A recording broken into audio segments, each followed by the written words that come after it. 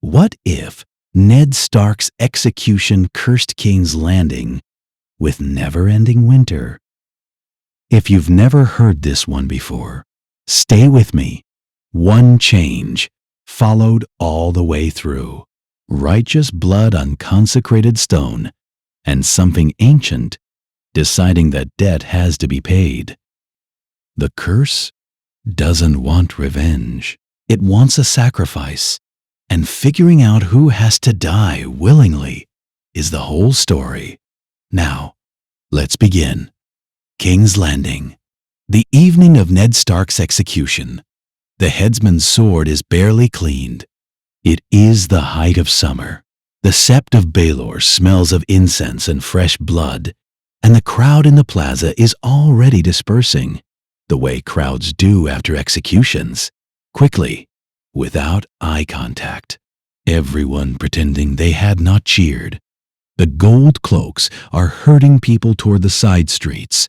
When the first flake falls, a man in the plaza catches it on his palm and stares. Then another falls. Then a dozen. Not lightly, not tentatively, but with the patient certainty of something that has been waiting a very long time for permission. Children in flea bottom run into the streets and catch it on their tongues. Fishwives stand in their doorways with their arms crossed and say nothing because there is nothing to say. In the Sept Plaza, a single drop of Ned Stark's blood has seeped between two cobblestones, and the snow is thickest there, as if it knows where to begin. Cersei watches from a red keep window, with Joffrey crowing at her shoulder. She is a woman who has survived her father, her husband, and 17 years of court. She does not panic at the weather, but something in her expression, visible for a moment before she smooths it back into stillness, is not calm. It is the performance of calm, which is a different thing entirely. The High Septon was present for the execution. He stood at the ceremony's edge, his robes very white, his hands very still, and said the required words. Now he stands in the great sept as snow collects on the stone floor through the open doors, and he is doing something his acolytes have never seen him do. Nothing. They hover at the nave's edge. He sends them away with a gesture that allows no argument. He closes the sept from within and spends the night alone on the altar stone. When he emerges in the morning, he tells his steward to send ravens to every sept in the 7 kingdoms. The message is one word: pray. He does not specify for what. His hands, which never shake, are shaking. Varys descends to the dungeons that same night, not to see any prisoner, but to retrieve something from a cell sealed since the Mad King's reign. He returns to his chambers carrying a small iron coffer, which he opens alone, in darkness. What he reads changes the quality of his stillness from watchful to alarmed. He sits for a very long time. Then he sends his little birds north, all of them, immediately, with a message not for Robb Stark, not for Catelyn, but for a maester at Castle Black who studied the old tongue before anyone thought it worth the trouble. The message is 4 words. The compact has broken. The snow does not stop. In the morning, the city wakes to 3 inches on rooftops that have never held snow, and the cold is still coming. The city was designed for heat.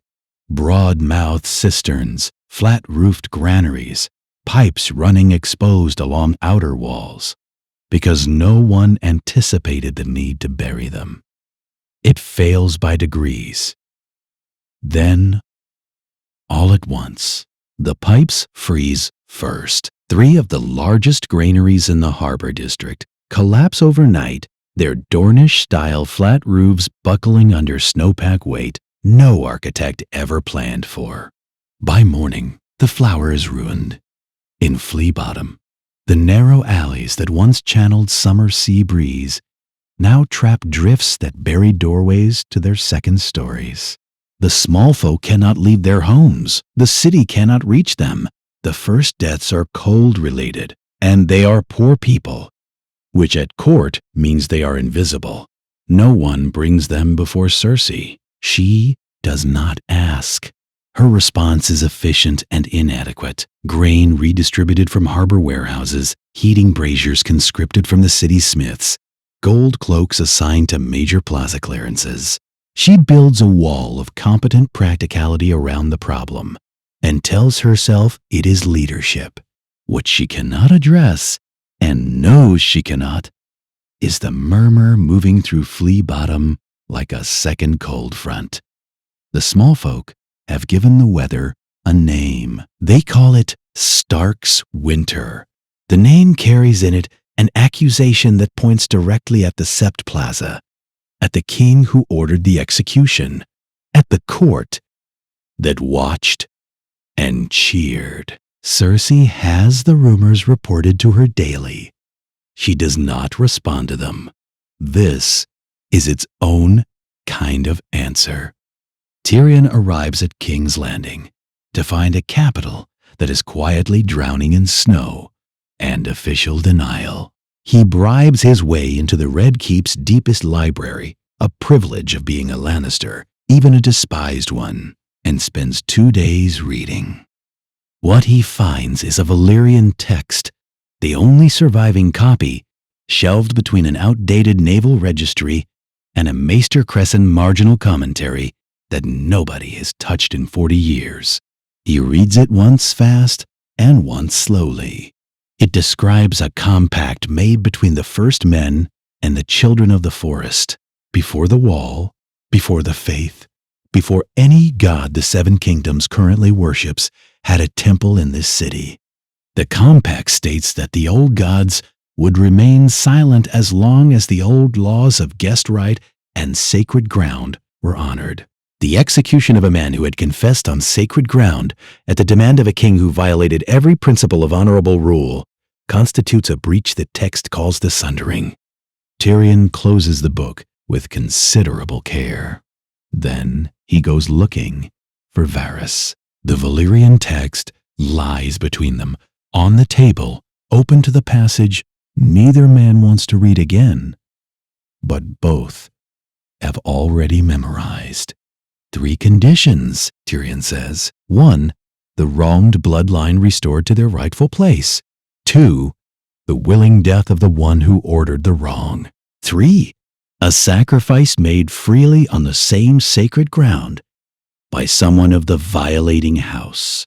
He refolds the page with more precision than the moment requires. Restoration requires winning a war. Joffrey's voluntary death requires either a miracle or a completely different Joffrey, which leaves the third. Varys says, "We need to tell the North." The sanitized version Tyrion brings to Cersei, framed as historical precedent, as documented phenomena, as ritual restitution, earns him 3 minutes of controlled contempt. She tells him she does not govern by superstition. She tells him that if he uses the word curse in her presence again, she will have him thrown into the snow. Her voice is absolutely level throughout. Tyrion watches his sister and understands something he has been circling for years. Her refusal is not arrogance.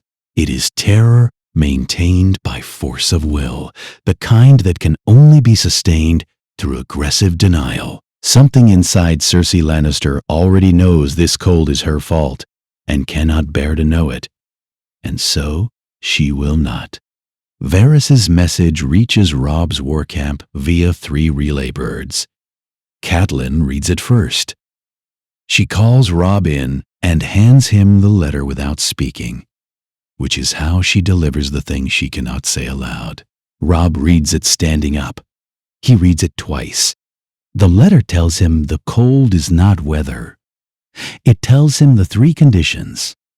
It tells him, and this is Varys's most careful and most dangerous gift, That one condition requires a willing death from the offending house, and that willing matters. Coerced is not the same thing, and the gods will know the difference. Robb sets the letter down on the table. He thinks of his father's head on a spike. Then, because he is Ned Stark's son, because the man taught him that justice and convenience are separate things, he thinks about Tyrion Lannister, who did not order the execution, and whether willingness and guilt are required to arrive in the same person, and what it means if they are not. He does not sleep. In the morning he calls his council and says nothing about the letter.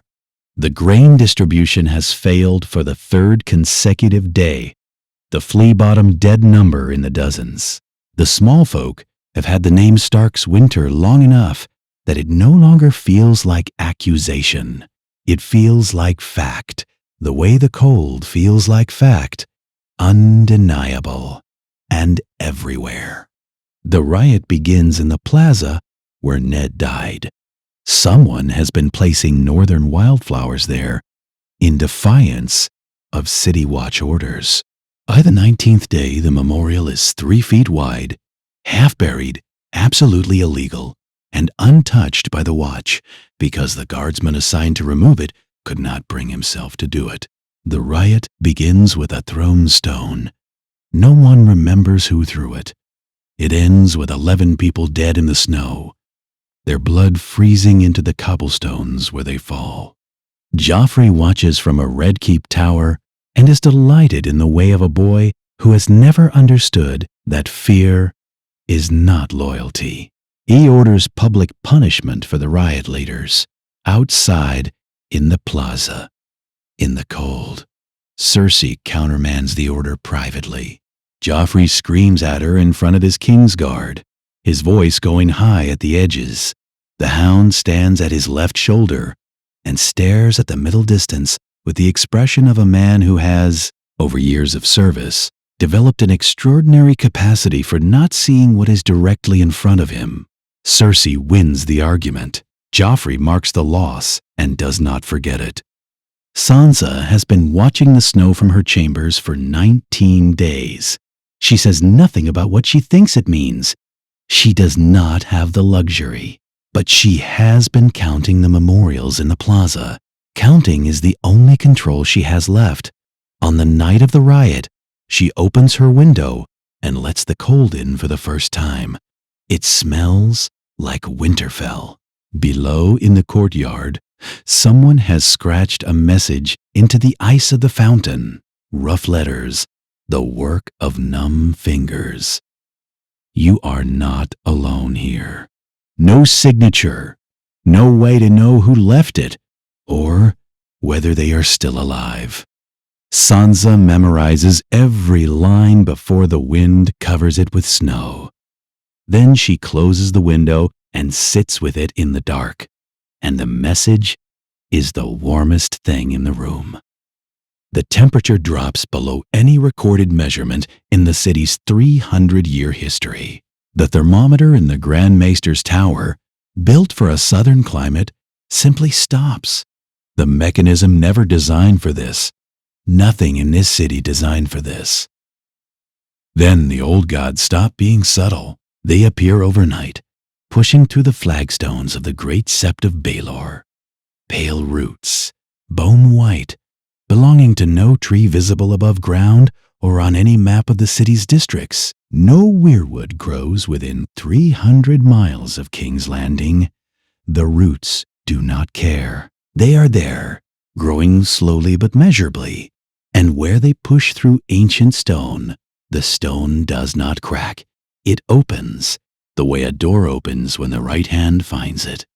The High Septon is found sitting in front of the largest root formation when his acolytes force the doors. He is weeping, not from grief, but from the physical response of a man in the presence of something his entire life of faith had not prepared him to actually encounter. He has prayed in this building for 30 years. He has never been in a room with anything that answered back. Circe comes on the High Septon's summons. She stands in the nave and looks at the roots for a long time without speaking. Then she says, "Cut them out."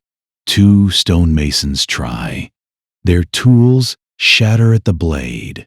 A third man touches a root with his bare hand and goes completely still for 47 seconds. When he staggers back, he is saying the same thing over and over, in a voice working without his control. A forest, a throne of ice, a man with gray eyes who would not forgive them.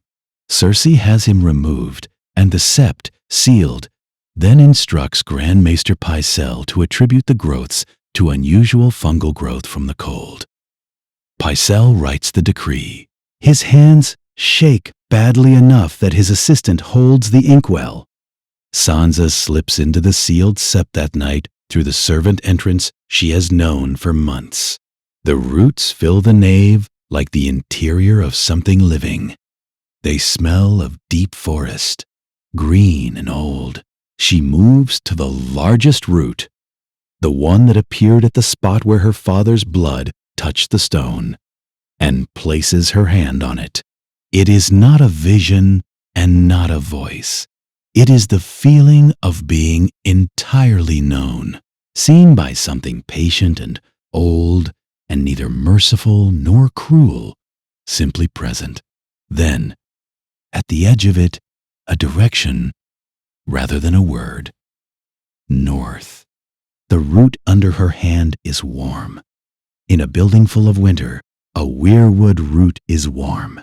Sansa pulls her hand away and stands in the dark and understands that she has been given an instruction by something her father worshipped, and that following it means leaving the Red Keep, and that she has no idea how to do that, and that she is going to find out anyway.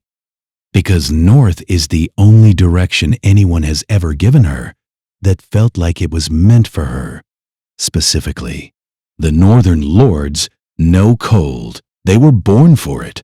They wear it the way Southerners wear sun, without thinking.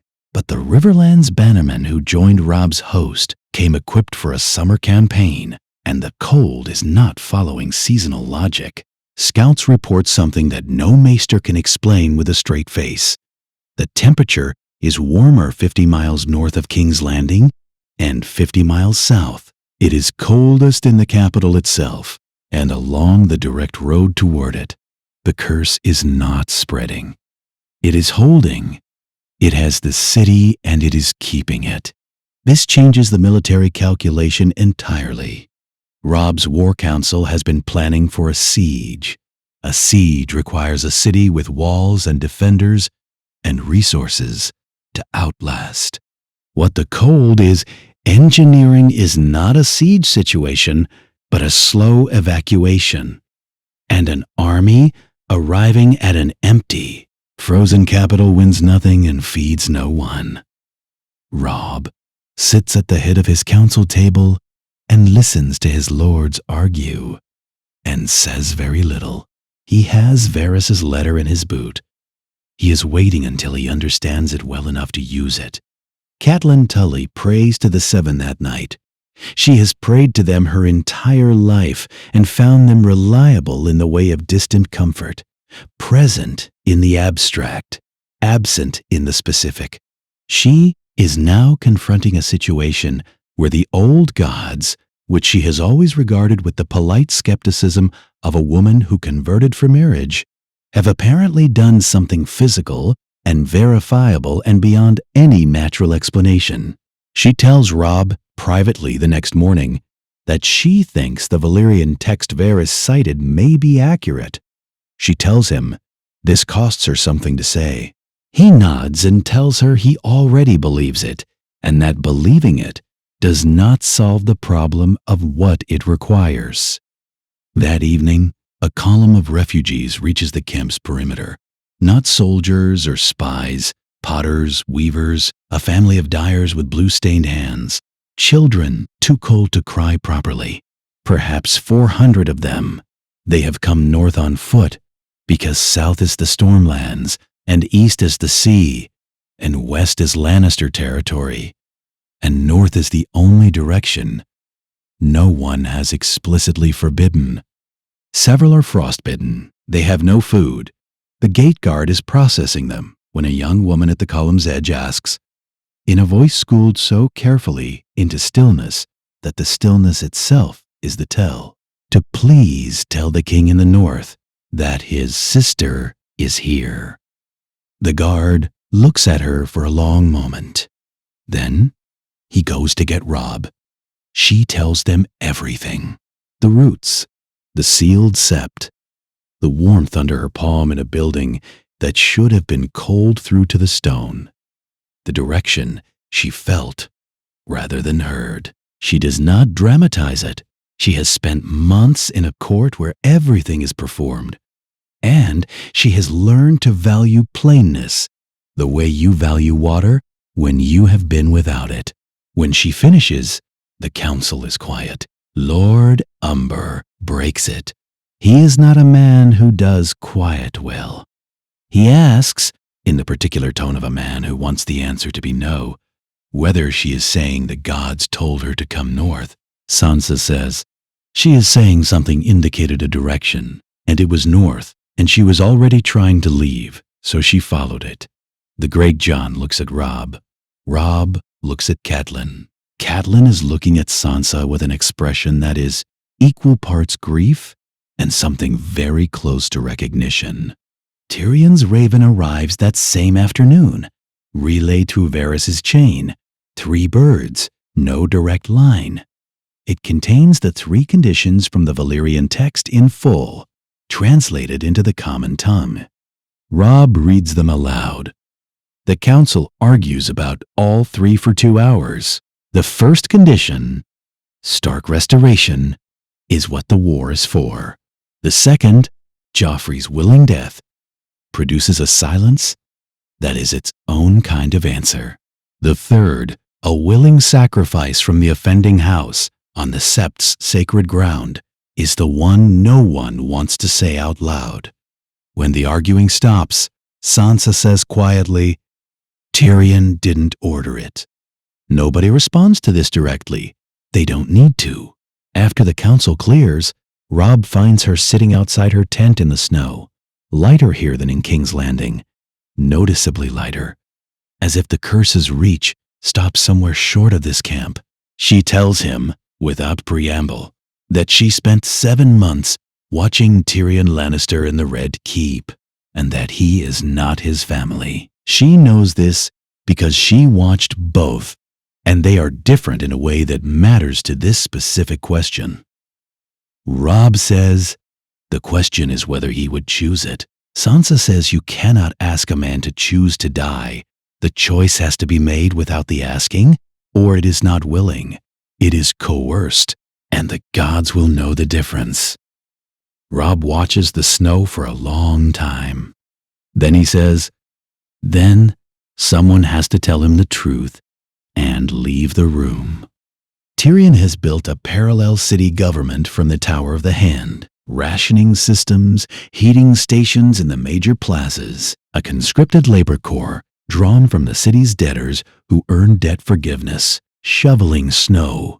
He is making a broken machine work, and he is good at it, and he knows that being good at it is delaying rather than solving. Every day the cold holds, more people die. The weirwood roots in the sept are still growing. They have reached the altar, the place of Ned's forced confession, and encircled it in something that looks, if you are willing to look at it directly, uncomfortably like an embrace. Varys places the complete Valyrian text on Tyrion's desk without commentary. He says, read it all. Then he leaves. Tyrion reads it all.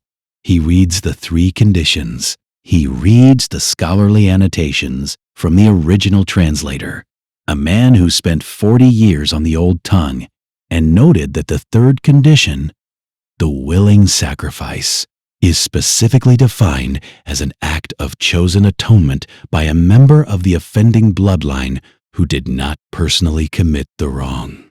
He reads this note twice. Then he pours a cup of wine, which he does not drink. He pours a second cup and drinks both. He goes to the city's cold mortality register, the daily tally his administration has been keeping, with the precision of a man who believes the dead deserve to be counted. 2,112. Projected rate through the year, 40 to 60,000. The city cannot sustain it. Within a year, King's Landing will be a ruin in the ice. 300 years of civilization dissolved into frost. Tyrion puts the register down. He looks at the window, where frost has formed patterns on the glass that, in lamplight, resemble the branching structure of weirwood roots. He says to himself or to the room, not a prayer, just a statement of fact being made out loud to see how it sounds. I didn't do it. A pause. But someone of my blood did. He picks up a quill. He addresses the letter to Sansa Stark. He writes, I need to know if the text is accurate. Tell me everything the roots showed you. Sansa's first letter is factual and precise. What she felt, what the roots showed her, translated as best she can into language that doesn't sound like the account of someone who has lost their mind.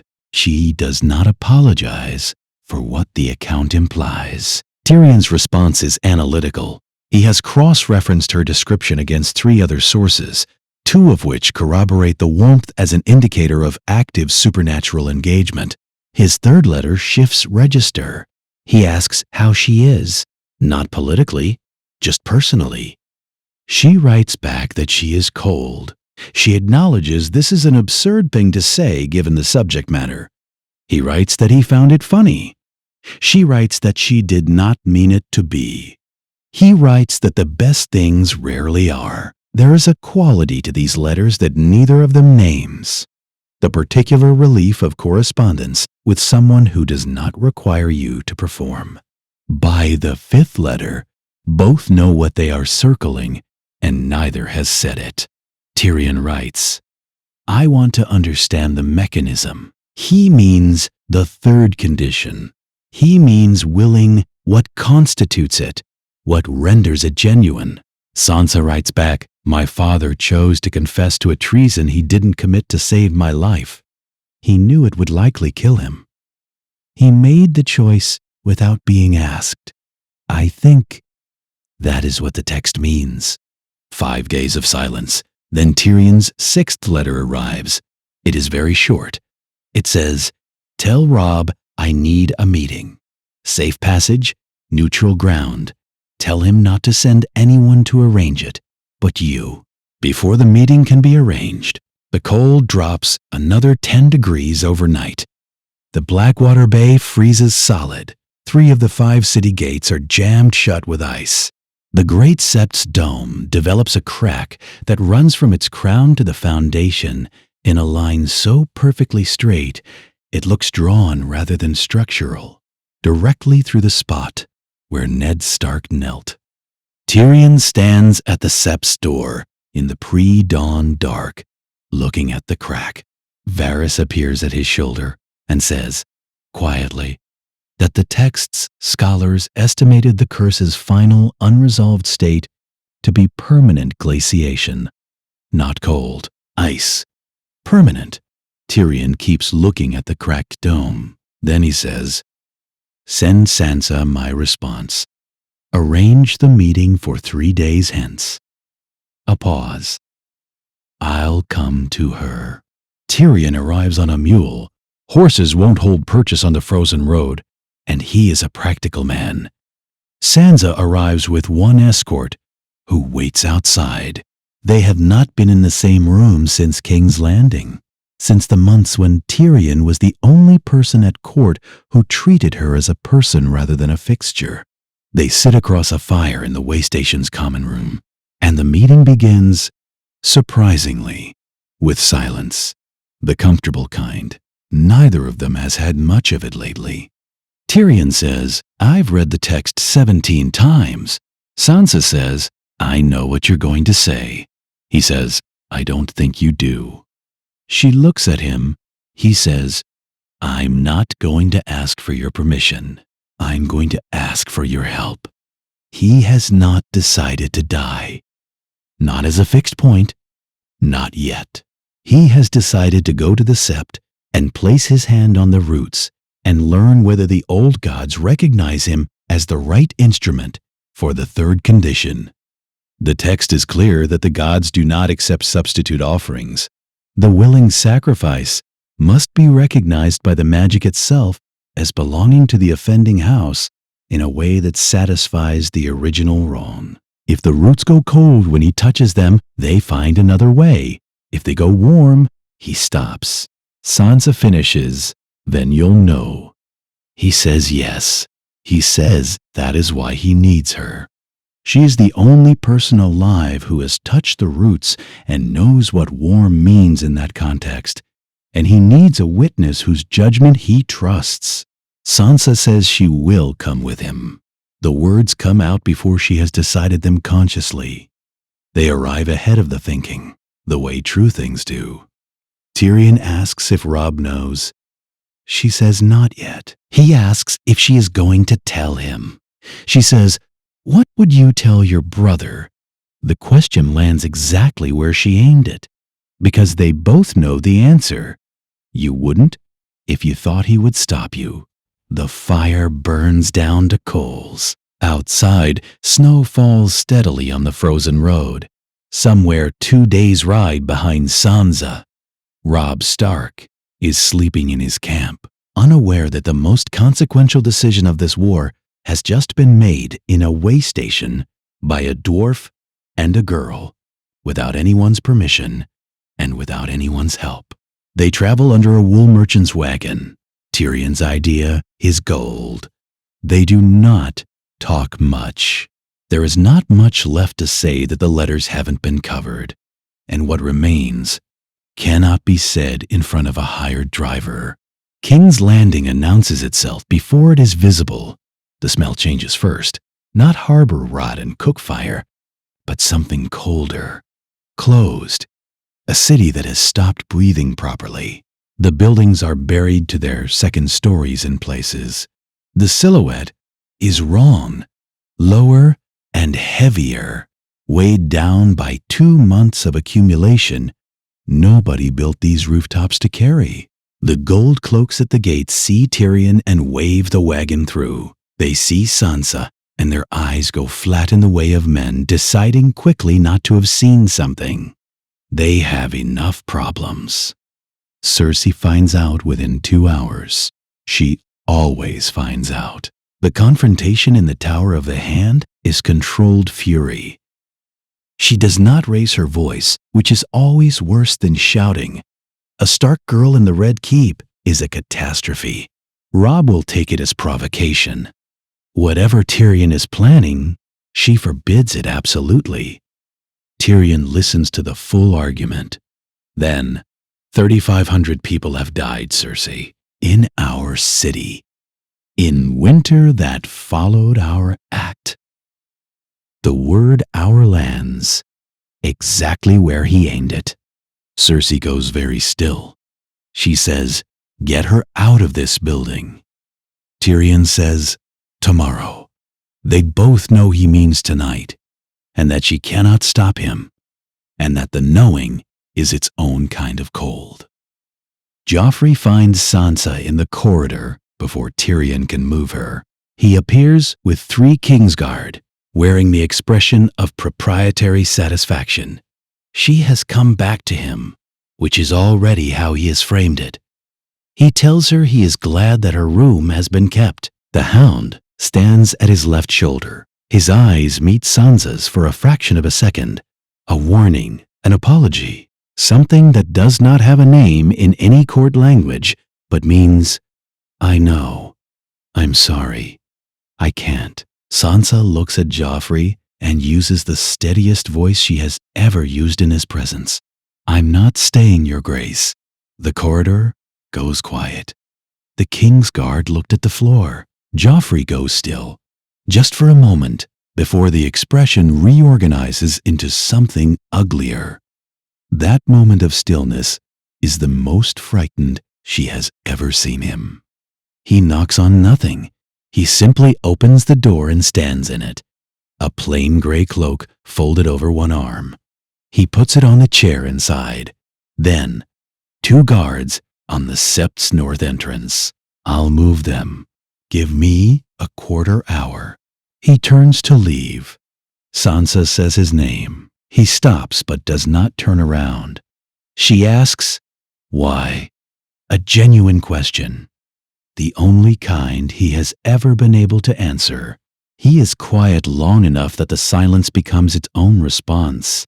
Then, I was there when your father died. Told myself it wasn't my business. A shorter pause. It was cold, even then. I just didn't notice. He walks away without looking back. Tyrion meets Sansa at the north door with 1 candle and the folded text. Varys materializes from shadow, which is where Varys always materializes from. He says he has come as a witness. The text specifies outside witnesses as a condition of recognition. Tyrion says he didn't know that. Varys says he didn't mention it because Tyrion would have argued. Tyrion concedes this is probably true. Inside, the cold is different from the cold outside. Stiller, the kind that has been waiting. The roots fill the nave floor to ceiling, pale and enormous, the sept stone arches threaded through with something older than the building and indifferent to it. The smell is deep forest, green and old. Tyrion kneels at the largest root and places his hand against the wood. 15 seconds of nothing. Then the root goes warm, suddenly and completely. As if something has been waiting behind the bark for exactly this hand. Tyrion makes no sound. His face does something complicated that he controls before it finishes, but not quite fast enough. Sansa sees the expression. It is the expression her father wore when he had understood something terrible and decided to accept it anyway. She had hoped she would not see it again. He keeps his hand on the root and turns to look at her. It's warm. She says, I know. He says, I have some time to think about this, presumably. The root begins to glow, not fire, not candlelight, but deep, cold luminescence from within the wood. Above them, the cracked dome opens another inch. Outside, the wind stops for the first time in 2 months. The silence is total. Even Varys has nothing to say. None of them moves toward the door. Outside the city is impossibly quiet, the quality of something listening, rather than something absent. Varys speaks first. He tells Tyrion that the text contains a rider he has not mentioned. The old tongue word translated as sacrifice is closer in meaning to offering of self, a deliberate giving over of one's future to the named purpose. The person survives. What they survive as is not specified. The original scholars noted it as unclear. Varys believes it means Tyrion would live, but would no longer be a Lannister in any meaningful sense. The family's claim on his identity would be severed. Tyrion listens with his hand still resting on the root. Then, well, I was never really a Lannister in the meaningful sense. He does not say it bitterly. Sansa tells him something she has not told Robb. When she touched the roots, the warmth was specific, the feeling of being seen clearly. All of her at once, without the armor she has spent months building. If the old gods choose you, she says, it is not because you are pure or innocent. It is because you are the right shape for what needs to be done. She says this because he is clearly afraid of what the warmth means about him, and she thinks it means less about guilt than about fit. Tyrion says, your father would have liked you. Sansa says, my father did like me, He says, "Yes, of course he did." A short silence. Two people who lost the same man in different ways, in the same room for the first time. The sept doors open. Robb Stark stands in the north doorway, road-dusted, having ridden through the night from the empty way station. He looks at the roots. He looks at Tyrion's hand on the largest one. He looks at Sansa and says her name once. A question. She says, "He's the one the gods recognized." Robb walks into the nave and puts his own hand on a root. It stays cold. He nods once. A single slow confirmation. Then he looks at Tyrion. "You didn't have to come back here." Tyrion says, "I know." Robb says, "Then we should talk about what comes next." From somewhere in the frozen city, they all hear it. Boots on stone. Joffrey's Kingsguard moving toward the sept, because Joffrey always finds out. And Joffrey will not let this happen without a fight. Joffrey enters with 6 Kingsguard and the expression of a boy who has never once walked into a room and found it beyond his control. He stops when he sees Robb. The two young kings look at each other across the nave, across the roots, across the cold luminescence still pulsing faintly from the altar. And for a moment, the cruelty drains out of Joffrey's face and leaves something younger behind. Not innocent. Shock. He has lived his entire reign inside the certainty that power is a thing you possess, like a sword or a title. The roots do not care about titles. The building does not care about him. He can feel it. Neither of them has drawn a weapon. The roots make the space wrong for it. Too old, too present. The Kingsguard fans out by instinct, but does not advance. Robb has no soldiers. He came alone, which is either the act of a man who trusted his sister or a man who trusted something larger than himself. Both are probably true. Joffrey moves toward Sansa. His instinct always pulls that direction, to reassert ownership over whatever he has decided belongs to him.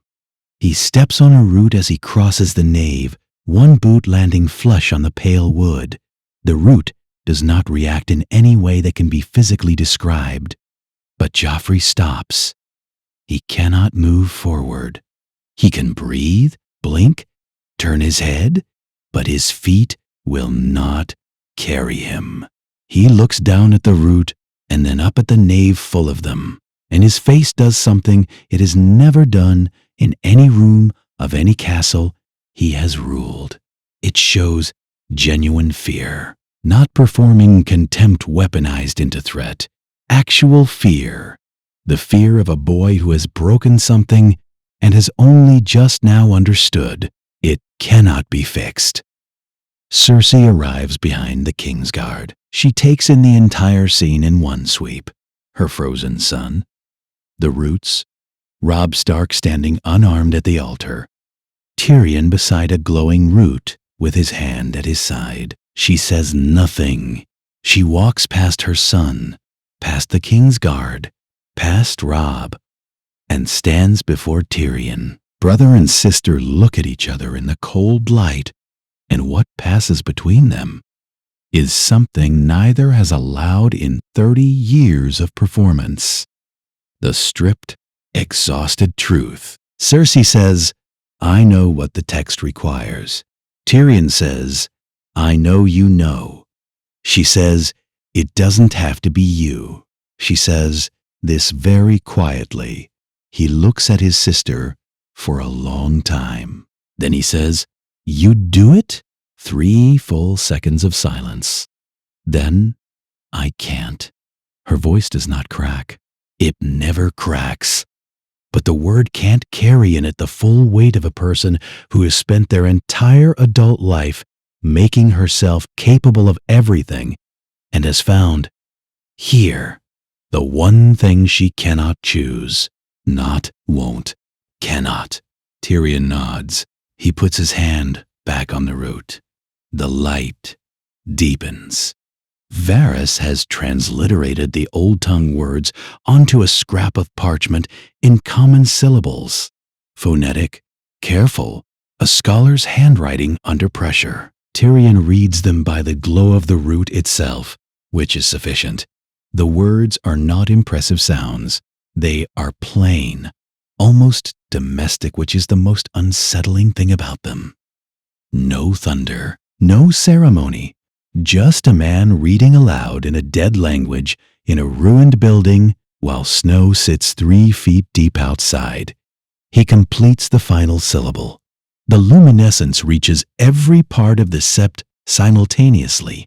Floor, walls, cracked dome, the stone the roots have grown through, and the temperature in the nave rises 30 degrees in 10 seconds.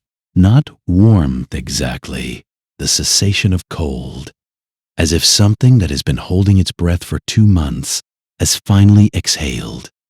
Joffrey's feet release. He does not move. The Kingsguard do not move.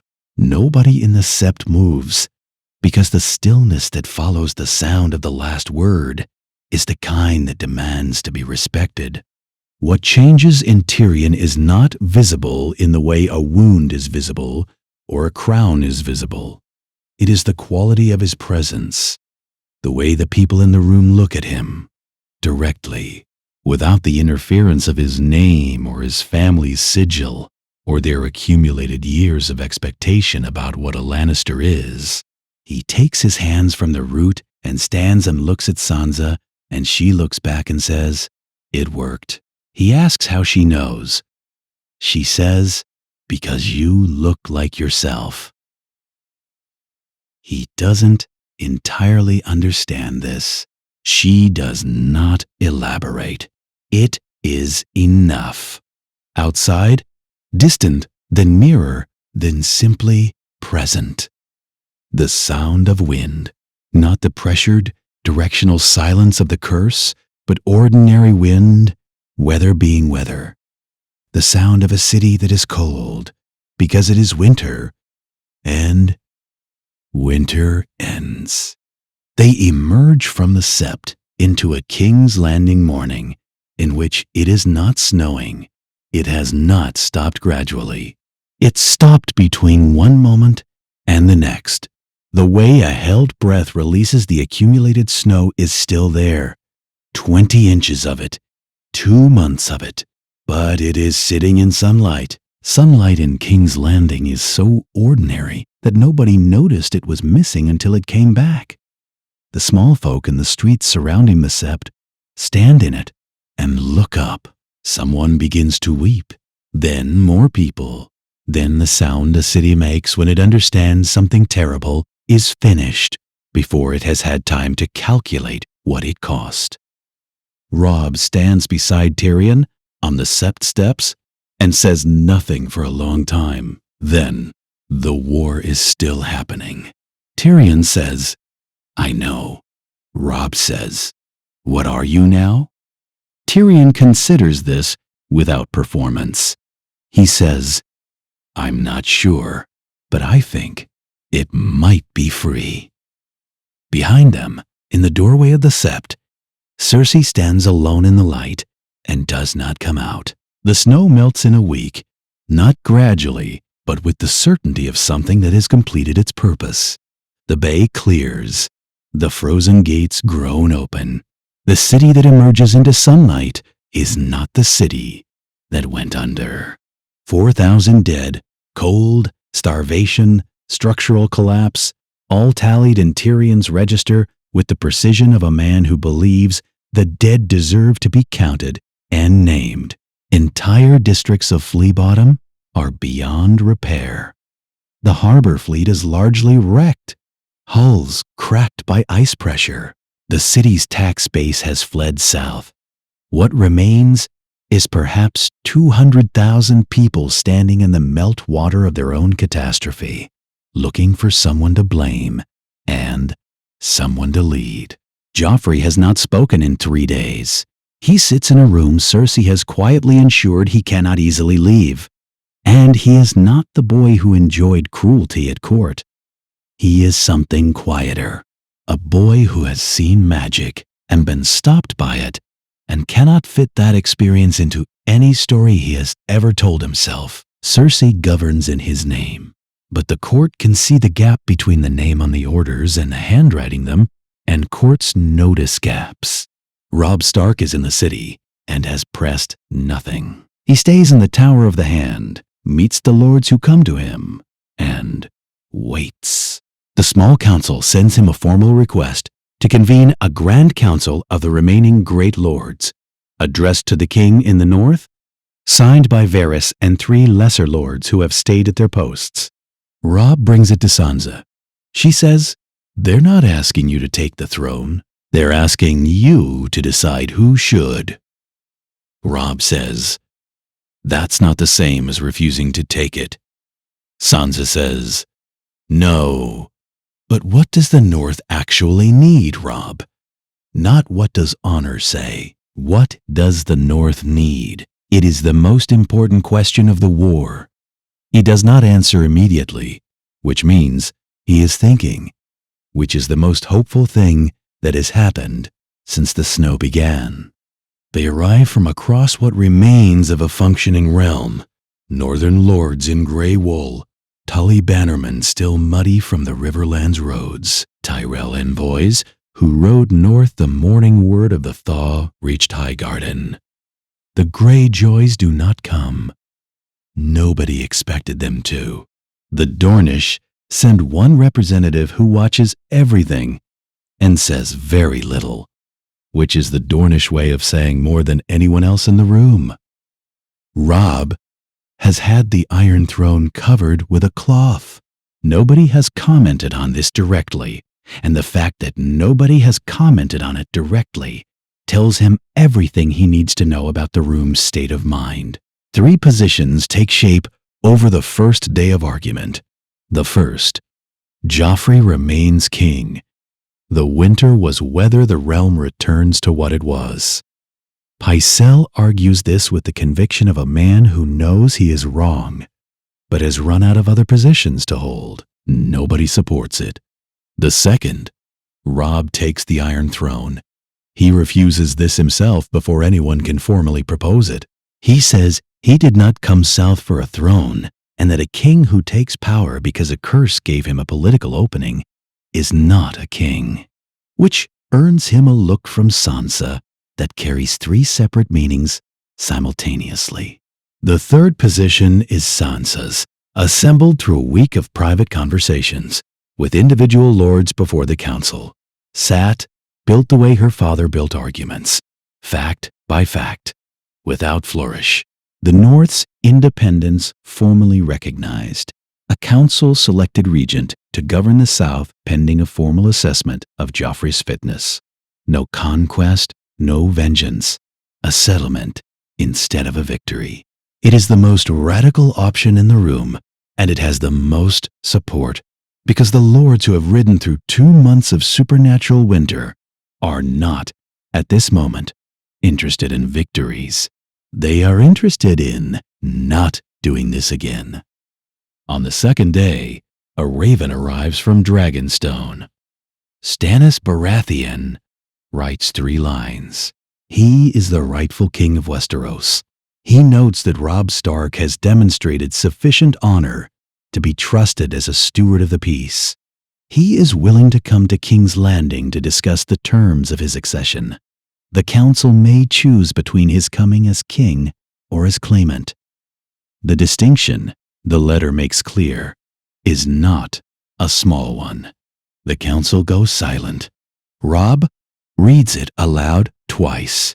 Then Tyrion says, from his seat among what remains of the Lannister delegation, in the voice of a man with nothing left to lose and no family name left to protect, Stannis is the legitimate heir. The question is whether legitimacy is enough after what we've all seen this winter. The room stays silent. Sansa, watching from Robb's right, thinks this is the moment.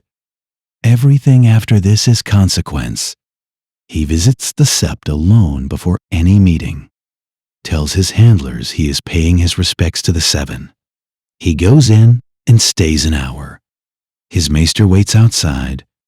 What Stannis does in there? No one knows. What he emerges with is a shift in the set of his jaw, from its habitual resolved certainty to something that looks more like resolved acceptance, which is a different thing and harder to maintain. He does not touch the roots. He walks among them and looks at them the way he looks at siege maps and tide charts, as facts to be accounted for, not debated. When he comes out, he tells his maester to draft a private letter to Melisandre. Then he goes to meet Robb Stark.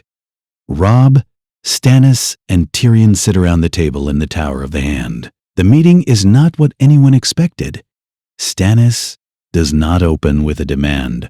He lays out his legal claim completely and without emotion, evidence presented, not pressure applied, and then says, "I have legal right."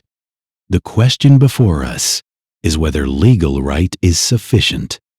He looks at Tyrion when he says this. Tyrion meets his eyes and says nothing, because nothing needs to be said. Stannis continues, "The gods have intervened. That is a fact. The framework we govern by did not survive contact with that fact. What we build now needs to account for it." It is the most politically flexible sentence Stannis Baratheon has ever spoken out loud. The sept changed him, and he is not pretending it didn't, which is the most surprising thing about him. They are still talking when the news arrives. Cersei acts while the three of them are in the tower. 6 loyal Kingsguard. A route through the Red Keep's hidden passages that she has memorized since Robert's reign. And a fast ship already positioned in the harbor. By the time Robb discovers the empty chambers, it is full dark, and Cersei has a 6-hour lead and the outgoing tide. The ship is bound for Casterly Rock. Her intent is plain. She will not submit to whatever settlement is being built in the Tower of the Hand, and from Casterly Rock she has 10,000 soldiers, walls that have never been taken, and gold enough to wait out any political arrangement the realm can devise. She is not defeated. She is retreating, which in Cersei's understanding of the world has always been the same as preparing. Robb sends ravens to every port south. He sends riders to the Westerland's lords. He does all the correct things, and they all arrive too late, and he knows they will arrive too late before he sends them. Cersei has been planning this since the moment the snow stopped.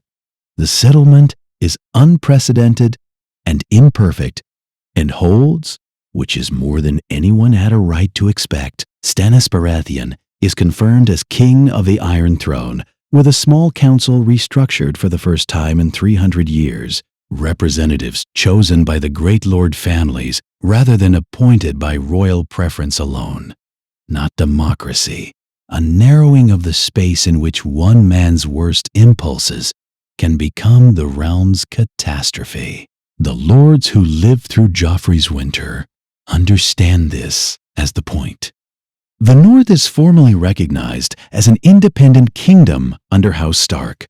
Robb rides home carrying a document his father would not have believed existed, achieved without a throne and without a war's end, because the gods intervened and 4,000 people died, and somehow that was enough. He does not feel like he won. He feels like he survived and is bringing survival home, and that it will have to be enough. Sansa stays. Her choice, announced to Robb the morning he departs. Someone needs to be in the room when Stannis' council meets. She has learned enough to be useful. Robb looks at her, the sister he crossed half a continent to find, choosing to stay in the city that took their father, and says nothing, because he recognizes the decision and knows she made it the way Ned made decisions, entirely without appeal. Tyrion is appointed Master of Coin, a statement as much as a posting. A former Lannister at the table of a post-Lannister court. He accepts it, waiting for the cost. There is no cost. This takes him some time to believe. The weirwood roots remain in the sept. The small folk call them Ned's roots. They leave offerings in winter. Gray wool, pressed wildflowers, bread, always gray. 6 weeks in, a letter arrives for Tyrion through a harbor contact from a ship that did not dock. Cersei writes that she does not understand what he did in the sept, that Joffrey is showing signs of. And here the letter pauses, a gap where the word should be, that Casterly Rock will remain Lannister, that the council should not attempt a siege, then at the very end, in handwriting less controlled than the rest, I told you it didn't have to be you. I meant it. Tyrion sits with the letter a long time. He writes one back. He tells no one what it says. He sends it and goes to work. And outside the window, King's Landing rises with scaffolding and hammers, the sound of a city being rebuilt by people who intend to be here when it is finished. Robb stands at Winterfell's godswood before the household wakes. He puts his hand on the heart tree's bark. It is cold. Just bark. Nothing reaches back. He is not disappointed. He is relieved. He realizes he did not go south to be chosen by gods. He went to find his sister and break a curse and come home. And he has done all three, and the cost was blood and months and a political order he is not certain will hold. He stays at the tree for a while in the ordinary cold. When he goes inside, he is ready for the day. That is enough. It has to be. And it is. Cersei rules the rock with the precision of a woman who has nothing left to prove and therefore proves everything to herself. Joffrey is not well. The sept loosened something in him. The cruelty lost its edge and left behind something softer and unreadable. And she moves through her days, unable to decide whether to grieve this or be relieved. She has received no reply from Tyrion. She tells herself she did not expect one. She watches the Western Sea every evening from the highest tower, not knowing what she is watching for. And she does not stop watching, because stopping would mean admitting there is nothing coming. And she has never admitted that. Sansa goes to the sept on the anniversary. She arrives before the morning pilgrims. The nave is quiet and pale, with early light through the unrepaired crack in the dome. A thin line of open sky, birds nesting in the stone above it. She kneels at the root that pointed her north and places both hands on the bark. The warmth is still there. Quieter now? Not the urgent pulse of crisis, but something steadier. The warmth of a place that is occupied and cared for. She does not know what she believes about gods. She knows what she believes about her father, that he chose poorly in every political sense and correctly in every moral sense, and that she spent a long time thinking those were a contradiction, and has come to understand they are simply the definition of what it means to be a Stark. You do the right thing. It costs you. You do it anyway. She stays until the morning light reaches the altar and the first pilgrims come through the door. Then she stands, straightens her dress, and goes back to work. Outside, King's Landing is alive, smaller, humbler, the scaffolding still up in Flea Bottom, the fleet still rebuilding ship by ship, but alive. The winter that almost ended everything is a year gone, and no one yet knows whether the peace will last long enough to matter and they are building it anyway, without certainty, without guarantees, with nothing but the morning and the work and the choice to begin. The roots stay warm. The crack in the dome is never repaired. Winter, when it comes again, is ordinary, and ordinary winter, after what they have seen, feels like mercy.